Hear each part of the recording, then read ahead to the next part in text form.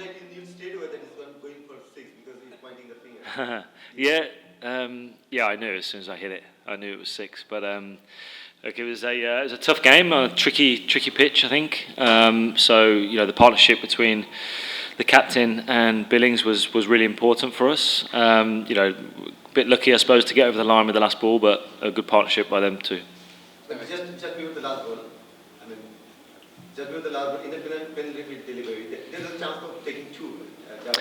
Yeah, it was close. I probably could have got back for two. Would have been close, but then I was thinking it didn't make a difference really because we needed 7 to win. It wouldn't. If I'd not got back, we'd have still needed 6. So it wouldn't have made much difference in terms of what we needed off the last ball. So I was then tried to make the split decision that my partner had only just come in and faced one ball. I'd faced a few. It's a little bit of potluck. It could have been either of us, but I felt like I'd take responsibility and give it a chance, and thankfully it worked. Folks, you have been through so many intense situations in the playing ground, but how do you rate the match you just finished with a 6?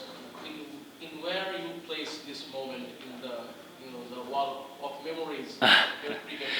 No, look, it's exciting. I think whenever you win a game of cricket with a 6 off the last ball, it's something which I've never done before. So I've been in that moment before where you have to try and hit for 6 and haven't been able to do it. So to get one over the line is something I'll remember. And obviously, with it being my first match in BPL as well for this team, makes it a little bit more special. How do you rate if the ball you hit up to the cover? Cover is one of your strongest zones in the bat. Did you got the butterflies when you saw the ball in the cover zone? No, you don't have time. You don't have time to think like that. I actually quite like the ball outside off stump. So, I was expecting a slower one. I was expecting a cutter. So I was set up for that. And then, when the ball comes quicker, you just react. And reactions took over. How do you rate this pitch? Is it ideal for T20? It depends. I mean, from a bowler's point of view, I'd love to bowl on that every day of the week. There was a little bit of movement with the new ball, a bit of bounce, a bit of carry. There was a bit of swing. So it was quite nice to bowl on. I don't think the batters would want to bat on that every day, but I think occasionally a game like that is good. You don't always want it to be 110 versus 110, but at the same time, there was a bit in it for everyone, a bit for the spin, a bit for the seam. And the guys that got in batted reasonably well. So you don't want to play on that pitch every time, but I think occasionally it's pretty good. Okay. There is lots of ups and downs in this match, but during the last overs, you were almost in the non-strikers, almost on a ball over. What was your head at that time when you were at the non-strikers and runs are getting higher? Well, to be honest, we got 2 off the first ball, and then we need 7. And Moen's an experienced player. I was backing Moen to we were 1 hit away, and if there's anyone you want at the end to be 1 hit away, it would be Moen. He's a great 6 hitter, but the pitch was hard, and to be fair to Ashraf, he bowled a really good over. Was bowling real slow and cutters wide outside Moen's arc and bowled really well, and he was just struggling to hit them because they were bouncing and gripping. I was just trying to, in between balls, I was talking to Mo, just saying, keep trying to hit straight. We're 1 hit away, keep watching the ball, next one. That's the sort of conversation. Unfortunately it didn't work, but as I said, if there was anyone I wanted at the end to be in that position, it would be Moen. Yeah, yesterday's practice, you are showing miracles to how to play the cutters actually, with your seaming delivery and slower delivery. Can you elaborate the situation, what is going like? In practice, is it? In practice, you're always talking to each other and trying to learn. I think, particularly for me, coming to these conditions, it's foreign. I'm not, I've played in Bangladesh many times with England, but coming here as an English player or a foreign player is always difficult to get used to conditions. So you try and soak up as much information from local players as to what works, what doesn't work. How to play certain deliveries, what deliveries work as a bowler. So, trying to just, even at my age, I'm getting towards the back end of my career, but you're always learning, always trying to develop. That's the conversations we've been having. Perfect. Chris, how do you assess Khalid Ahmed's bowling tonight? Khalid Ahmed, I'm not going to lie, I'm awful with names. Which one is Khalid Ahmed? Got 4 wickets. Oh, sorry, the one over 4 for. Yeah, I've been here 3 days, so give me a little bit of respect. So yeah, very good. I know he's played Test cricket, and yeah, he looks like a promising player. He's obviously, you know, a very good seam bowler. In fact, he got 2 extremely big wickets at the top.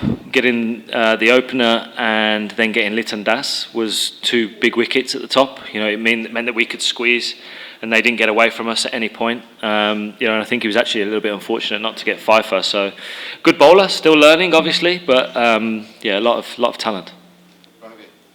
Chris, when Mo got out in the last over, what is going through your mind? I mean, do you think that your chances are gone? I mean, when you do feel like a game is slipping away from you a little bit, but whenever you only need a hit, you know, whether it be 6 or 4 or whatever it is, I think I always try and put myself in the bowler's shoes, and you're always under pressure to defend the game and to win the game for your team, and it's always a tough moment to bowl 6 amazing deliveries, you know. So you try and put yourself in the bowler's shoes and realise that he's under pressure as well. So you felt like the game was slipping away, but the fact that we were always only 1 hit away gives you confidence.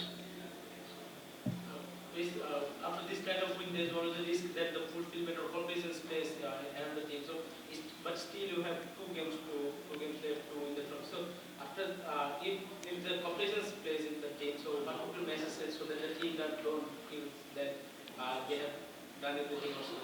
Yeah, I don't think you can ever be, you know, too confident, you know, and have too much complacency. I think you've got to be careful of that creeping in. Obviously, we've got another game now in 24 hours' time, which we'll have to get back, recover, you know, and find out who we're likely to be playing, and then look at their weaknesses, their strengths, where we can perform well. I think that's the most important thing in cricket, you know, regardless of the format.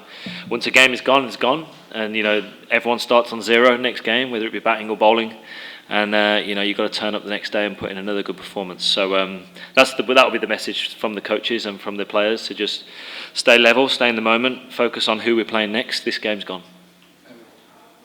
Chris, being a bowler, were you assuming that Fahim Ashraf will try the offside corridor, or he's trying wide Yorker to stop you from making a 6? Were you expecting he's going to land the ball in that area? No, so I tried to think where I would bowl in that moment. You know, as a bowler, that's what you try and do. You try and think about where you would bowl. And generally, if you need 6 to win, a wide Yorker is a really good ball, because it's a hard ball to hit for 6. Obviously, you need to execute the delivery. But then also on that pitch, the slower ones were the hardest to hit. And for him, had bowled 5 slower balls, cutters. So I was expecting the cutter. I set for the cutter, and then when it was pace on, I just react. Last question. Who convinced you or who talked with you to come into the people?